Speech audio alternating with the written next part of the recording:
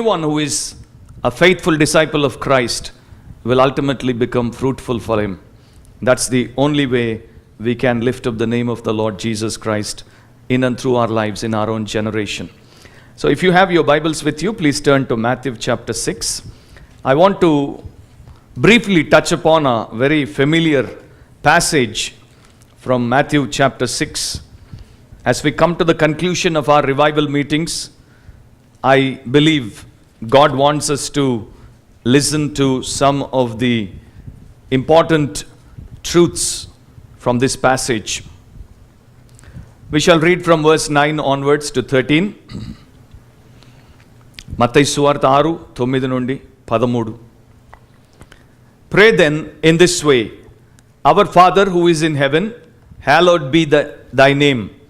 Your kingdom come, your will be done, on earth as it is in heaven. Give us this day our daily bread, and forgive us our debts, as we also have forgiven our debtors. And do not lead us into temptation, but deliver us from evil. For yours is the kingdom, and the power, and the glory forever. Amen. Let's pray. Loving Heavenly Father, once again we want to thank you and praise you for this time. Thank you, Lord, for being with us all through the day. Thank you for your special grace that you have kept us and you have strengthened us. And as we prepare to listen to your word, we ask your Holy Spirit to speak to us, to minister to our souls in a very special way. And Lord, as the word comes to us, help us to receive it with meekness and with gladness. Help us to receive it with faith, so that we can be truly blessed. We thank you for each one that is present in the house, and I pray that you would speak to them in a very personal manner, so that their lives can count for you and for your kingdom. We thank you. In Jesus' precious name I pray. Amen. Now this is a very familiar passage of scripture, and we all know it as the Lord's Prayer, or the prayer that was taught by the Lord Jesus Christ when he was on this planet to his disciples.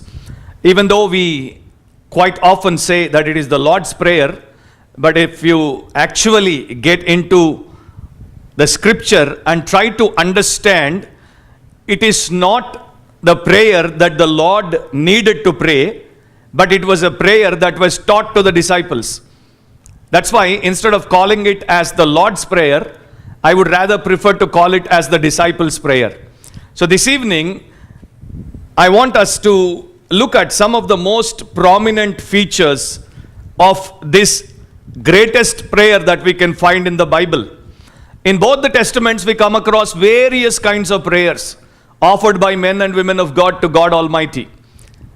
When they were living their life on this planet, they were going through various aspects of life. They were going through various situations. They were going through various phases of life.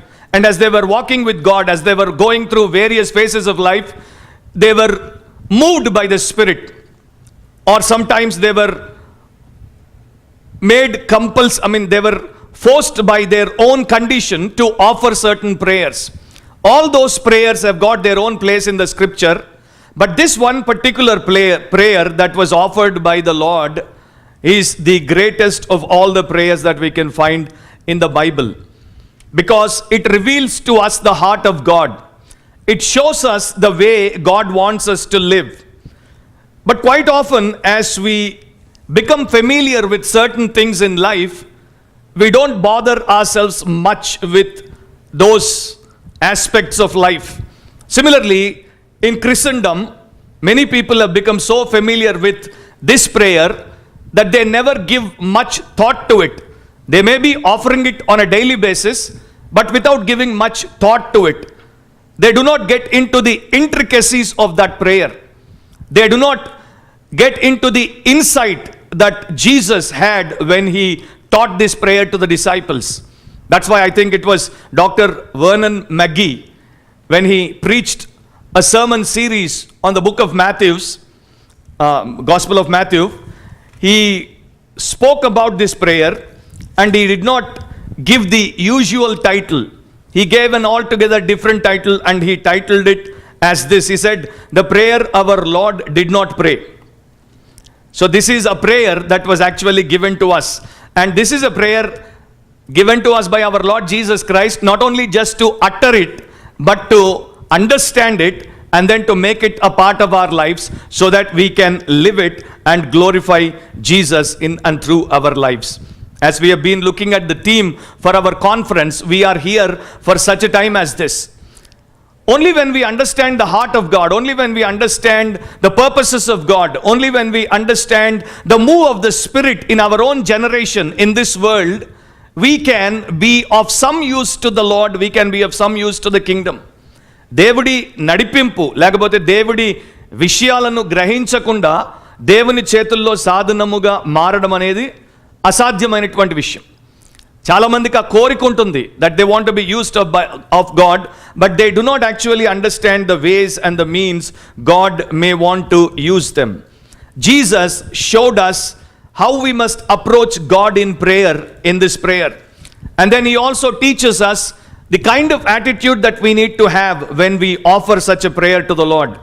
Not only we pray, but we bring this prayer into action in our own lives. There are at least 7 things that we notice here. I may not be able to cover it all because, as you all know, each one can be made into a message. Every request that we find here has got so much of spiritual substance within it. So it's not going to be an easy thing, it's going to be a very difficult thing, but I have taken a different approach altogether to speak on this prayer. I want each one of us to take the requests that are mentioned in this prayer as our own life's ambition. And as we take those requests, we must be able to put them into our life in such a way that we would not only pray, but we would actually live for those things. We would want to see those things coming to pass in our life and through our life and ministry that we do for the Lord God. So the first thing that we all know, as Jesus taught the prayer, he began saying like this, our Father who is in heaven. So when you notice in the world, there are so many people who have not believed in the Lord Jesus Christ, who have never accepted the gospel of the Lord Jesus, who have never surrendered their life to God, but still they offer this prayer. In India, there is a very prominent old BJP leader who happens to be in the core committee of our party that is running the country at the moment. I cannot take his name because this is going to be on the YouTube. Not that I'm scared, but I just want to leave him unnamed. When he was born in Pakistan, he was being brought up by his parents. Somebody taught him this Lord's Prayer. He knows it as a Lord's Prayer. For almost 60 years, every day, I think some Christians at least forget to pray this prayer every day. But this man, he uttered this prayer every day, but he has not come to the saving knowledge of the Lord Jesus Christ. He is praying to God, but at the same time in his life, he was going on doing things that were contrary to the will of God, that were actually going against the kingdom of God. So there are so many people who simply offer this prayer as a formula, believing that God might bless them. And there are others in the Christian churches that we see, these brothers or sisters, you may call them so, they offer this prayer in a mechanical way without actually getting to understand the meaning of it. So when Jesus spoke about this, he's actually talking about those people who have come to believe in him, who have this born again experience and who have made the God of creation as their own God of conversion. They have had that born again experience and they have come to him as their own heavenly Father. And when they have come to him, they can pray this prayer in such a manner. The first request that we find here is this, hallowed be your name. Or in Telugu, nee namamu పరిశుద్ధపరచబడుగాక or పరిశుద్ధపరచబడుగాక అని తెలుగు బైబిల్స్లో ఉంటుంది, కానీ I think the better translation could be నీ నామము హెచ్చింపబడునుగాక or మహిమపరచబడునుగాక, because that's what the Lord meant when he taught this prayer. So the first thing that I want you to see is this, pray that God would exalt his name in the world. This should be our primary concern. This should be our heart's passion. This should be the driving force that we as Christians, as disciples, as God's children, must carry in our lives till the last breath that we may have in this world. We always longed, as Brother Gautam was sharing, in our natural self, when we have gone out of God's plan, when we have become rebels, when we really did not glorify Him, we lived for our own glory. We lived for our own promotion. We lived in such a manner, we desired and we longed and we labored in such a way that we wanted to bring ourselves up. We wanted to make a name for ourselves. But now that we have become Christians, now that we have become the followers of Christ, this should be at the top of our priority, and we must live every day to glorify the name of the Lord, or to exalt the name of the Lord. Because the Bible tells us in both the testaments, God is a God of glory. He deserves all praise, all honor, all glory, and all, adoration that He can have in the creation. As His people, it is our responsibility to go according to the will of God and bring glory or honor to His name. If we read Psalm 19:1, the Bible tells us the heavens declare the glory of God. So every time you look up and see the stars, see the sun or moon, or see the sky in various colors, that itself proves that it exists to glorify God. Revelation 4:8 tells us the angels are devoted to the glory of God. 24 hours or time without end, the angels, the seraphs or the cherubs, they are crying out saying, holy, holy, holy. And then what? Lord God Almighty. And His glory fills the heaven and earth. Isaiah 6 tells us. 1 Corinthians 10:31 tells us the redeemed must desire the glory of God. That's why the Bible says, whether you eat or drink or whatever you may do, we or you need to do it all for the glory of God. So it simply tells us that we as Christians, as God's people, exist to bring glory, honor to the name of God. Jesus wanted us to have this as our own life's priority, or as our life's goal. The other day I spoke about, basically I really just touched on John 17 chapter and verse 4. That's the high priestly prayer of Jesus. There the Lord says something which is very, very beautiful. He says, I glorified you on this earth. He's not saying I glorified you in heaven. Most of us may think that when we go to heaven, we become perfect. When we go to heaven, we become sinless. When we go to heaven, we will be filled with God Himself, and there won't be anything, there won't be any space in our mind or heart or soul for any other thing except God. So some of the Christians or some of the Bible believing people may carry this thought in themselves, thinking that only when we get to heaven, there we will have, the full possibility or full potential of glorifying God. But that's not what the Bible is actually teaching us. As Jesus is our example, as Jesus is our model, the Lord is saying, I glorified you on this earth. So it tells us that we are here to glorify God on this earth. So when we make it a point in our lives, we will constantly do everything possible to lift the name of the Lord, to exalt His name. ఆయన నామమును హెచ్చించడానికే మనం జీవిస్తాం. There was a man of God by the name Dr. Russell Conwell. He was born and brought up in America, and later on he went on to become the pastor of Grace Baptist Church in Philadelphia. And he had a big ministry. He had a very influential ministry in this nation. But very early in his ministry, he spoke to his elders and he requested them to put a inscription at the back of his pulpit. There he wanted them to put these words, we want to see Jesus. And that's taken from the book of John, or the Gospel of John. So every time Dr. Russell Conwell came to preach, he would see those words, we want to see Jesus, or we would like to see Jesus. And every time he preached, or he led people in prayer, or he did anything in the name of God, that was his primary passion. he lived and he did everything to get that thing before the people. He always lifted Christ up so that the congregation would be attracted to Jesus Christ.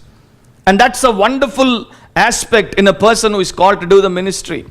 Because today we see very few people who are in the ministry have got this desire, because most often what we come to notice is they want to project themselves, they want to promote themselves. Most of the people are building their own kingdoms, not the kingdom of God. And this man was given a reward or an award. He was voted as the first citizen of Philadelphia in recognition of his Christ-like character. And he was also very well known for his philanthropical activities. He was instrumental in founding Temple University to educate the poor, and also he founded the Temple Hospital. All of that he did with one simple intention, and that is to lift or exalt the name of the Lord Jesus Christ. So my dear brothers and sisters, let us keep these most important aspects of our spiritual life where they belong in our lives. John Piper, you might be knowing him because he is one of the well-known pastors or retired pastors of American churches. He says there are 4 ways we can glorify God. The first way, he says, when we really believe in him, we will exalt the name of God, or in other words, we will actually hallow the name of God.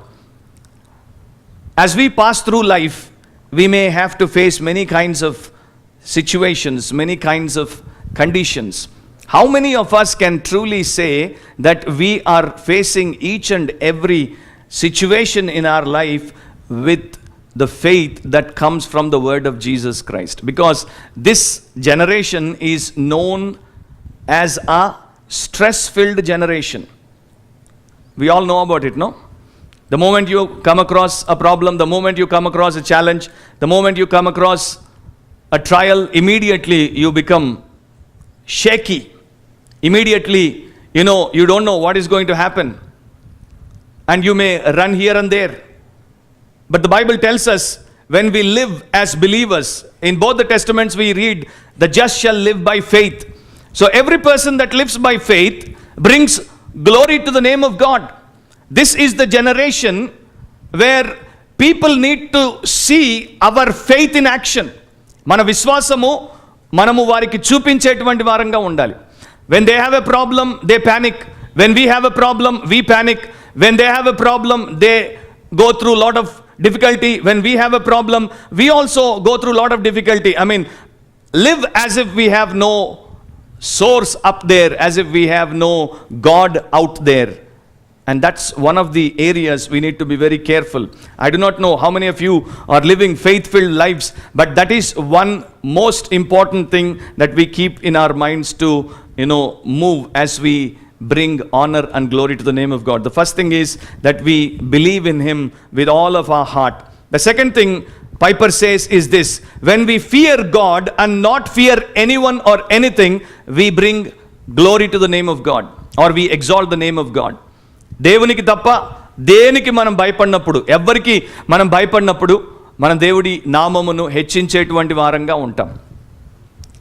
ఈ రోజుల్లో especially when I meet some people in America, I'm talking about American context, when there is a problem, when there is a layoff, when there is a visa problem, or when there is some other problem, immediately they get scared.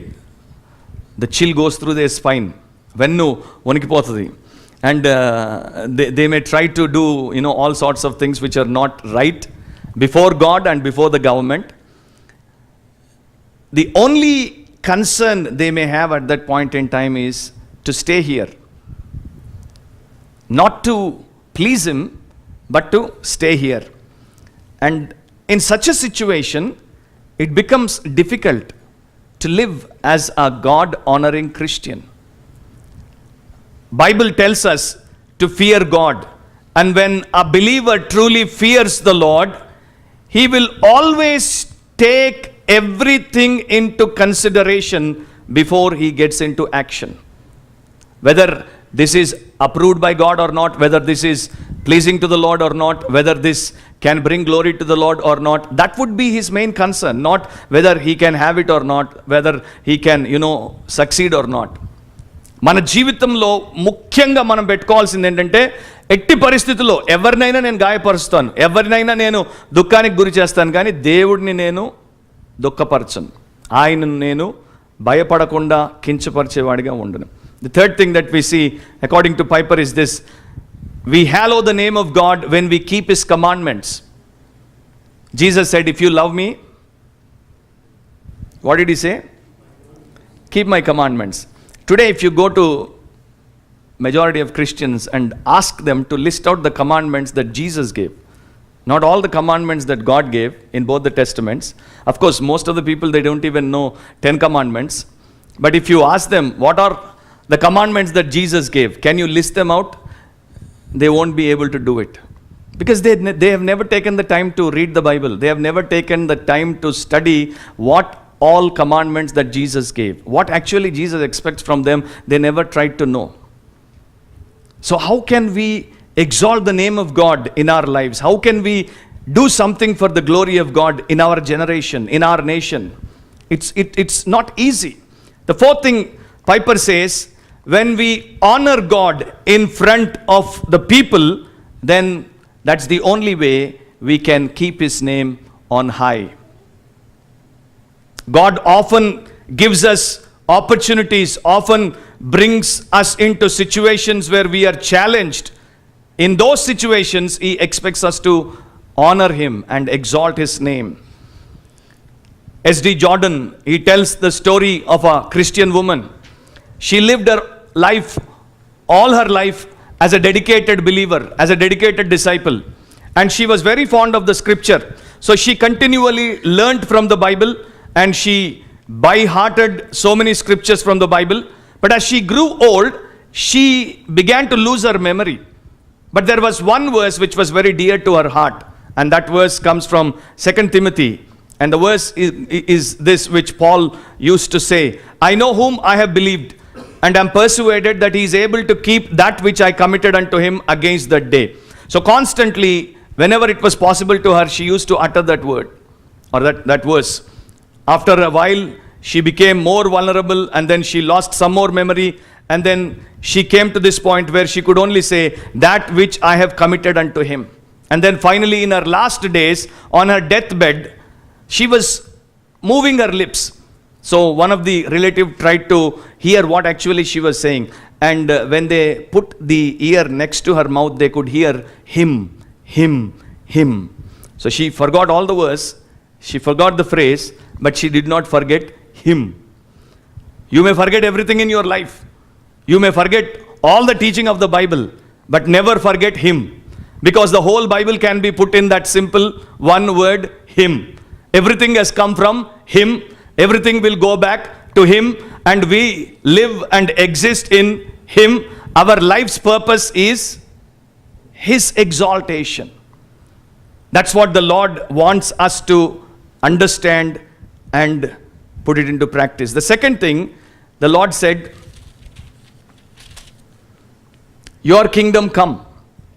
He spoke about God's kingdom coming in its fullness into the world. If you go to heaven, if God gives you an opportunity to go to heaven, in heaven, every corner you will see only one kingdom. Whole of heaven is being under one kingdom. But in the world, we have so many kingdoms. On this earth, God's kingdom will come when it is accepted by the people of God. In the Garden of Eden, what we have noticed, Adam and Eve, they did not want to live in the kingdom of God. They have rejected the kingdom of God. And then the second Adam, the Lord Jesus Christ, came into the world. He lived in such a manner that he brought the kingdom of God along with him. He lived in the kingdom of God. He preached the kingdom of God. And he constantly reminded his people, the disciples, saying that the kingdom of God is near you. And later on he said the kingdom of God is within you. Now the question arises, what exactly is that phrase, the kingdom of God, mean? What do you mean by the kingdom of God? Kingdom means where the king rules, where the king's dominion is established. And he's talking about the kingdom of God. He's not talking about the kingdom of some king or some man, but he's talking about the kingdom of God. So the moment we come to Jesus, we surrender our lives to Jesus through the baptism, waters of baptism, and then we begin to walk with him. We need to constantly ask God to extend his kingdom in our life, and then in our family, and then in our church, and in the society. From day one, no Christian or no believer will submit his or her life to the rule of God to the fullest extent. So it should be our prayer, Lord, extend your kingdom in my life. Day by day, as I walk with you, day by day, as I surrender to you, I want more of your rule in my life. I want more of your administration in my life. Because the Bible tells us his kingdom is sovereign. There is one and only kingdom in the world that can be a blessing to the nations that are around us. Satan may try to rule over the world for a period of time, but one day is going to come when his rule will be overthrown.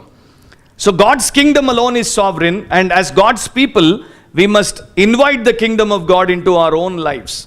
And as we invite the kingdom of God into our own lives, we would not only experience his rule, we would not only give up all our rights to him, but at the end of the day, we will also be rewarded in a very special way. You may ask, why should we constantly pray about the kingdom of God when the kingdom of God is already in our midst? There are so many people in the church that are not under the rule of God. There are so many people in our families that do not acknowledge the rule of God. There are so many people in our society. Today, if you look at America, once upon a time it was a blessed nation, and today you cannot call it as a blessed nation because it is no more under the rule of God. They began by saying, in God we trust. And today if you go and look at the real picture, you can easily see they are saying, in gold we trust. So we need to constantly pray for the kingdom of God to come. And as we pray, the kingdom of God will be manifested among us in the midst of our own generation. John Hess Yoder, when he was prompted by God to go as a missionary to a particular nation, he went to Laos. There, he discovered something which is very interesting. Before the colonialists came to that place, before they have actually divided the countries with boundaries, Laos and Vietnam, they were next to each other. They were ruled by two different kingdoms. They had two kings. The people, even though they were geographically living in those kingdoms, but they were not considered as the citizens of a particular kingdom because of their geographical location. John Hess tells us, he says, there were two groups. They were divided into two categories. Those who ate short grain rice, built their houses on stilts, and decorated them with Indian-style serpents were considered Laotians. And then, on the other hand, those who ate long grain rice, built their houses on the ground, and decorated them with Chinese-style dragons were considered Vietnamese. And when they had to collect taxes from these people, they were collecting taxes not because they were geographically located in this country or that country, but because of their cultural affiliation, they were considered as Laotians or Vietnamese. Similarly, we may live in this world. Geographically, I may be in India, you may be in America, or somebody may be in Africa. But as we all follow the standards of the kingdom, as we all follow the values of the kingdom, even though we live on this planet, we all are citizens of the kingdom. We all belong to the kingdom of God. That's the standard that we must have in our mind. You may be in your workplace, you may be in the marketplace, you may be in your neighborhood, you may be anywhere. Everywhere you are being led by the reign and the rule of the King, the Lord Jesus Christ.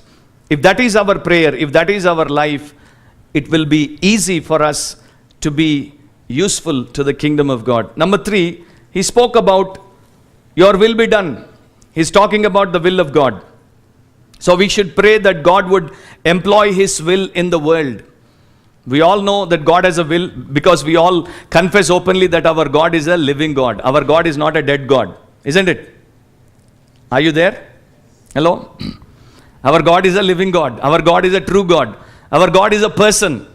Is not some impersonate being or force. So since he is a person with personality and with a mind which is beyond comprehension, he is the only wisest being in the whole universe, and it's obvious that he has a will. And the Bible tells us his will is perfect, his will is good, and his will is pleasant. So as God has a will, Jesus taught us to pray, your will be done. In heaven, obviously his will is being done, but in the world his will needs to be done. If you look at the scripture tells you God wants his world to be evangelized. That's why Jesus said, go into all the world and preach the gospel to every creature. The other day I was reading an article from one Christian ministry that is in America. And there the author says, in America, the most educated and well-placed and, with all the facilities, in America, most of the Americans, they never try to preach the gospel. According to him, he says only 2% of Americans ever try to give the gospel to the people that are around. Just imagine, how long will it take for us to bring America to the Lordship of the Lord Jesus Christ if only 2% try to give the gospel? And if you come to India, Indians have got their own problems. Indians have got their own inhibitions. They have got their caste barriers. They have got their religious barriers. And they have got the fanatical groups that are beyond and behind them. And then they come with a lot of threats and dangers and all. So more and more people are keeping quiet. They try to keep their faith secret and confidential, instead of being open about the Lord, about his life. It is easy for us to gather in a church, sing loudly, beat the music, and then do everything. But when we go out, when we are in our workplaces, when we are in our marketplaces, when we are in our neighborhood, are we able to do the will of God there? God wants his world to be evangelized. That is his will. And God wants his people in the church to be edified. More and more churches have left the Bible. During Hosea's time or Josiah's time, we read in the scripture that the book of law was lost in the temple. How many of you remember? Devuni grandamu Devuni gruhamlo kolpobadindi. Now today we have the same situation. The Bible has lost its preeminence or lost its prominence, lost its power in the house of God.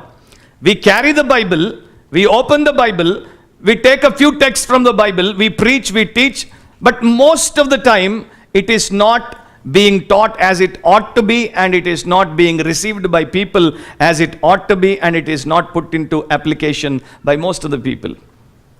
God's word is alive, and God's word has the power to transform. So my question is simply this: if we all believe God's word and if we all commit ourselves to behave accordingly, won't we be transformed?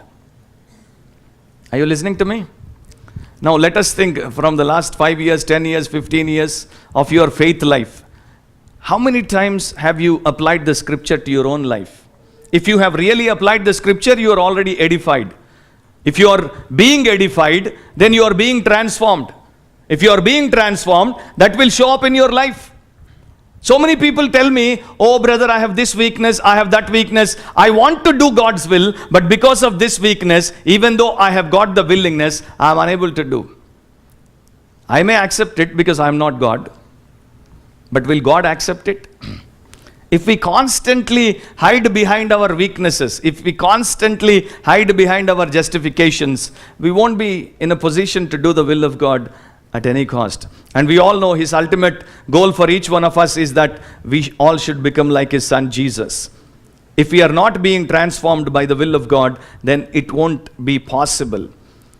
The motto of Olympic Games is this. It's a Latin phrase. It goes like this: Citius, Altius, and Fortius. Do you know what it means? It means faster, higher, and stronger. The faster we find out the will of God and the faster we commit ourselves to the will of God, the stronger we become and the higher we go.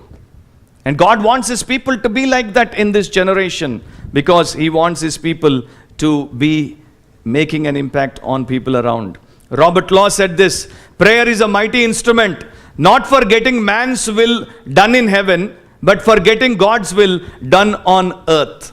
So if God's will has to be, done on this planet, we should be giving ourselves constantly in prayer and at the same time putting it to practice in our own lives.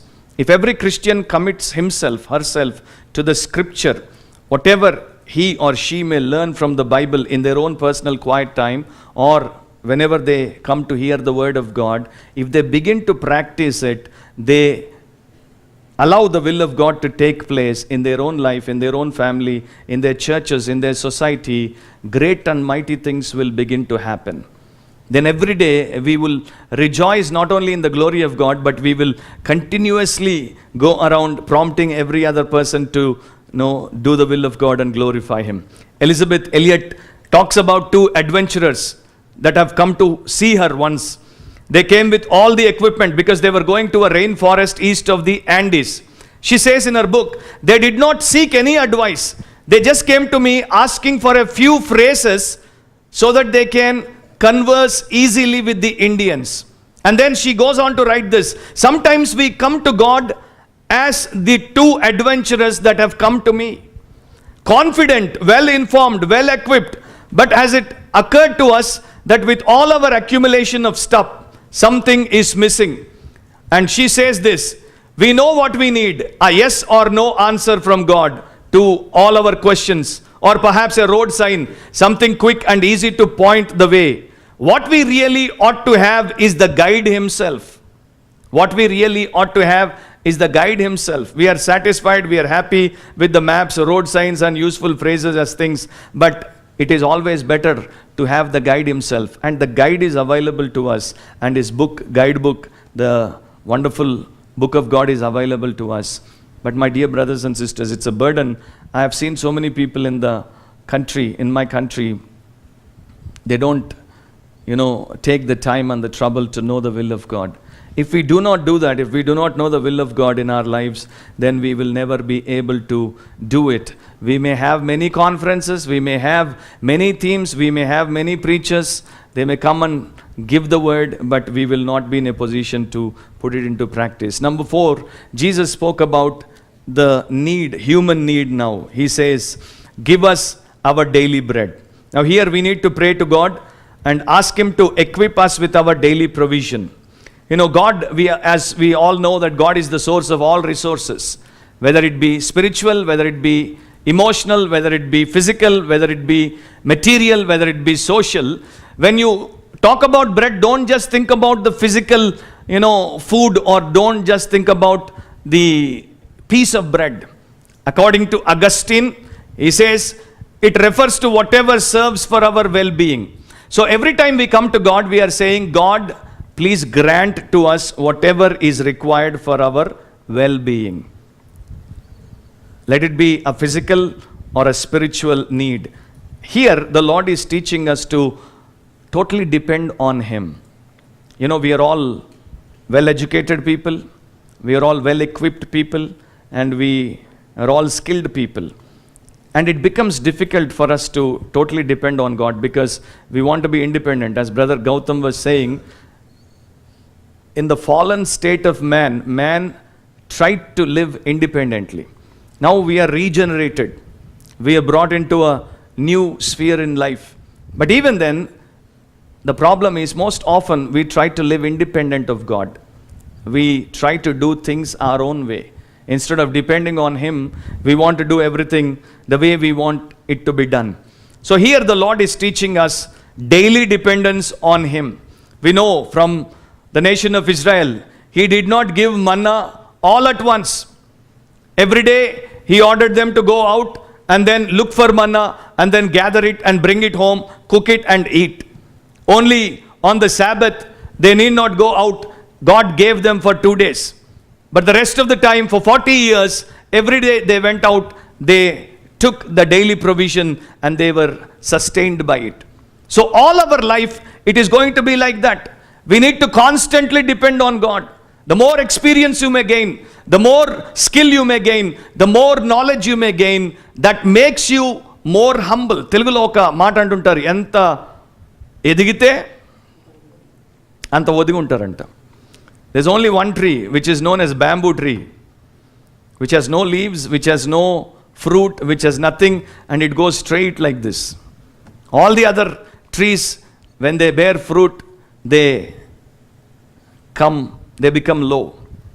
So as we grow in Jesus, as we grow in our spiritual maturity, we need to learn to depend more and more on God, and we need to constantly ask Him to equip us.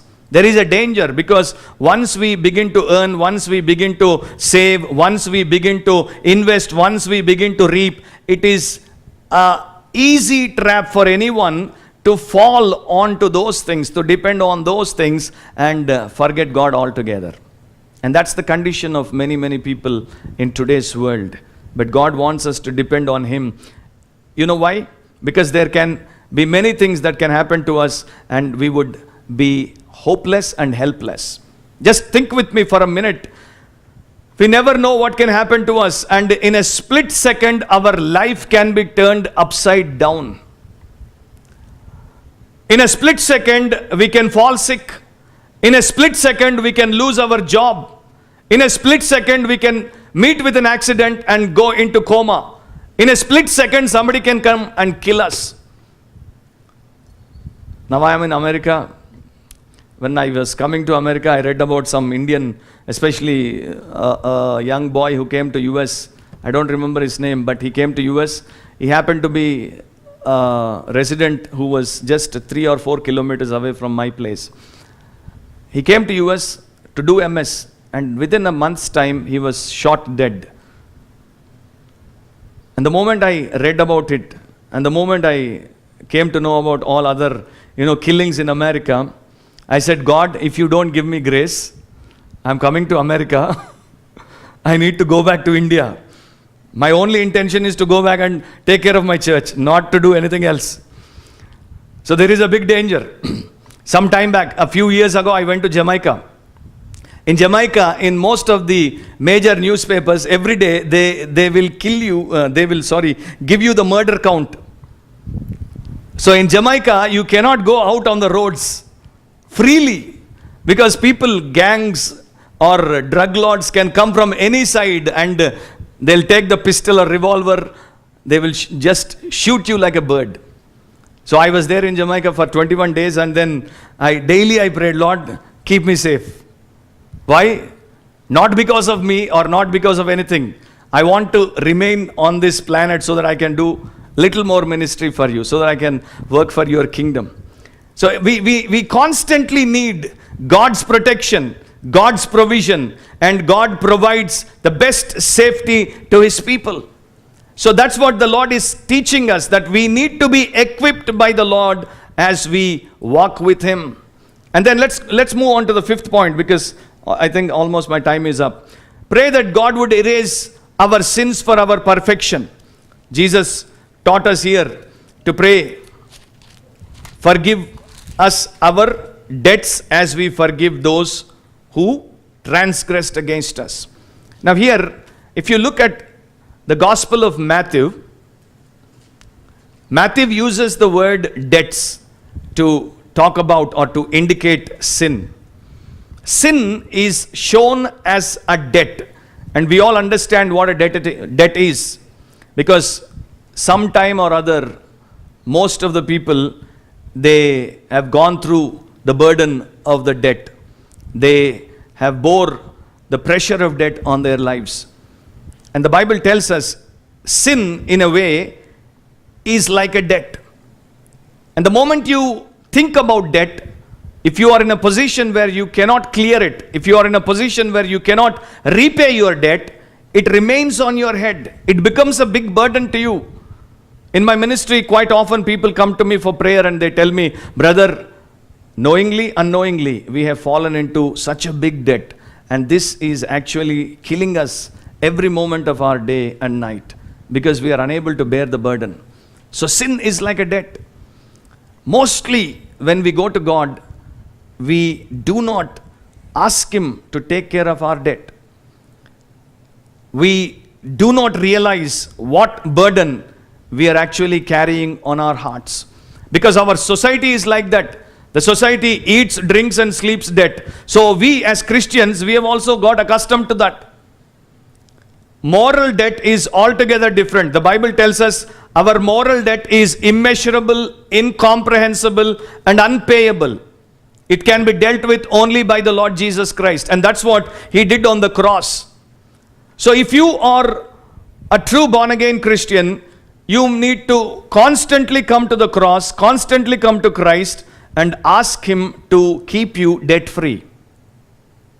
You know what I mean?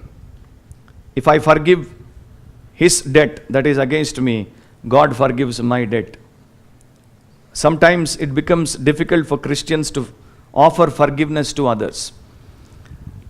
I spoke to a brother in my church. He holds a grudge against his own family member. But he says, I will die and go to hell, but I will not forgive. Now what can I say? And he is never happy. He is always disappointed. He is always, under some burden. I told him once, you are under a heavy burden. Till the moment you release that person by forgiving, you will not be released by God from this debt. And he is not able to accept. In the Gospel of Luke, he uses the word sins. He doesn't use the word debt, but he uses the word sins. So there is another angle that we can see from here. Sin as a debt is a burden, and sins are a bondage. So here the Bible shows us that we are in need of forgiveness and freedom. And this can be offered to us by the Lord Jesus Christ. So every day we need to go to the Lord and ask Him to erase everything that is in our book of life. I'm talking about our book of life, not the book of life of God in heaven. So you should always keep short accounts with God, and you should always keep your slate clean. Let's come to the last point and then finish. And he goes on to say, and do not lead us into temptation, but deliver us from evil. Now we all know this, and sometimes we may pray this prayer because we want God to keep us from evil. Evil in the sense, not moral evil, but evil in the sense, physical harm or danger or something that might, cause much loss to us. Here actually the Lord is talking about keeping us from all moral defilement, all moral, sinfulness that we may continue to live in. He actually, in one version it says, keep us from the evil one. Whether you take it as keeping us from the devil or keeping us from evil, it is always the same. So we are asking God to keep us safe, so that if our life is clean, if our life is holy, if our life is upright, if our life is righteous, then God can use our life in such a manner that He can touch many people. If our life is not up to the mark, it won't be easy for God to use us to bless others. Today, so many people are around. They constantly watch us. They constantly see the way we live. And if there is anything that is not right, immediately they try to attack. And Jesus is teaching us that we need to constantly keep ourselves from all evil. So we are to ask the Lord to empower us for our protection. We need to be kept from all evil. As we know, the Bible tells us to pray without ceasing. Because constantly, without ceasing, we are tempted. The more you are tempted, the more prayer you need. I am actually reminded of a funny story when I think about temptation. This is a made-up story. It talks about the president of Anheuser-Busch, who went over to the Vatican for a private audience with the Pope. So this is the meeting between the Pope and the businessman. He makes beer, and Pope is the head of a big religious institution, as you all know. So this man went to him and he said, Holy Father, we are prepared to make a donation of 10 million US dollars. If you can just change one thing in the Lord's Prayer. And the Pope asked, what is it that you want me to change? He said, instead of using the phrase, give us this day our daily bread, please change it to, give us this day our daily beer. Pope said, I'm afraid that's not possible, my son. Then immediately the businessman said, could you do it for a bigger contribution, say $25 million? And the Pope said, I'm afraid that's not possible, my son. And then he said, Holy Father, here is my final offer. Change bread to beer. I am ready to write a check for $100 million. And then Pope thought for a while, and then he picked up his phone and he called some cardinal and he said, Cardinal Mancini, how firm is our contract with Pillsbury? You didn't get it, I think. Pillsbury is the company that makes bread, or the atta for the bread. So even a Pope can be tempted. Even a Holy Father can be tempted. Temptation has got such a influence on humanity. Temptation has got such a power on saints also if they are not careful. That's why Jesus said we need to be kept from all evil. Now, as I bring to the conclusion of my message, let me ask you this. Do you think lightly about temptation? Because Jesus said in Matthew 24, in the last days, sin will increase. And in one of the ways sin can increase is if saints take temptation lightly, they keep on falling into sin. Do you feel that it is okay to give in to temptation because of human weakness? Do you justify that since everyone is falling prey to temptation, it is fine for you to do also? Do you pray for deliverance from temptation? Do you sincerely seek God's help in protecting you from evil? Do you desire that your character should not be maligned? I have learnt a lesson in the recent years that the most important thing that I need to constantly guard is my character. That is the most important thing. Because in the Bible we read, who can dwell in your presence, O Lord? And God talks about a person of character. There is place for a man of integrity in the presence of God. There is no place for a man of hypocrisy in the presence of God. And the Bible interestingly teaches what the Lord has taught to his disciples. He did not say, do away with evil. Because that's not possible. Till the last day of this world, there will be evil. That's why Jesus did not teach his disciples to pray, do away with evil. But he said, deliver us from evil. So it should be our constant prayer. It should be our constant desire before God that we need to keep ourselves with his grace from every temptation. John Bunyan, let me quote this and finish. John Bunyan in Holy War, he talks about the battle of the gates. And this is very, very interesting. This is very important also because it carries a great insight. He talks about the gates. Do you know how many gates your body has? Do you know how many gates your soul has? How many gates? There are 5 gates according to John Bunyan. He says the ear gate, the eye gate, the mouth gate, the nose gate, and the feel gate. So if you do not properly close these gates, evil can easily gain entry. And how many of us are taking care of these gates? Constantly our eye gate is open. Constantly our eye gate is open, isn't it? There is much sin on the screen. And our eye gate is constantly open. Our mouth gate is constantly open. And we have earphones today, our ear gate is constantly open. So all the gates are open. And the enemy is coming in like anything. He is coming like a flood. And we are being beaten black and blue by the enemy. And at the end of the day, we live a defeated life. So there is much that we can learn from the Lord and what he has taught in the scripture. And finally, we know the doxology, for yours is the kingdom and the power and the glory forever. Here the Lord is saying, It should be our desire, because God's kingdom is eternal, God's glory is eternal, and God's power and authority are eternal. At the end of the day, all that matters is that. So we are encouraged, we are inspired to live for those things that are eternal, not for anything that is temporal. Any true believer, any true Christian, any true disciple would want to live for such a, thing in his life, in her life. As we come to close, just take a few moments, close your eyes and bow your heads.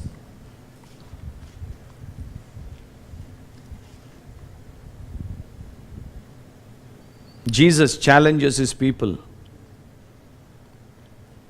and then he wants them to rise above their mediocre life. And when we make the exaltation of God's name as our priority, when we make the kingdom of God as our priority, when we make the will of God in our lives as our priority, when we depend on Him for our provision, when we maintain a clean slate before God, and when we constantly fight against temptation, and by the grace of God keep us away from evil, He will use us as His instruments to accomplish His purposes. Today, the Lord is giving us a great opportunity. It's a great privilege and honor to live and to serve God, to contribute for His kingdom. But today, if we do not understand, or if we do not give ourselves to Him, then tomorrow when we stand before Him, it will be too late. Then we won't be able to do anything. So think seriously, and then if the Lord has spoken to you, submit yourself to His voice. And then what all you have learned during these revival meetings, as you apply them to your own life, you will be of some influence in this generation for such a time as this. Gracious God, we thank you and praise you for this time. We confess, Lord, that we have not glorified you the way you wanted us to. We have not loved you the way you wanted us to love you. And Lord, we confess that we have failed you in so many areas of life, in so many ways. But today, we repent before you and we ask you to have mercy on us, to forgive us, to cleanse us of all our iniquities, to once again wash us thoroughly in the precious blood of Jesus, and enable us by your Spirit, enable us by your word, so that we would all rise above and then live to do your will. I pray for these dear brothers and sisters, and I commit them to your care. And I pray, Lord, that each one may be used of you to make a mark in this generation. With thanksgiving and praise in Jesus' name I pray. Amen.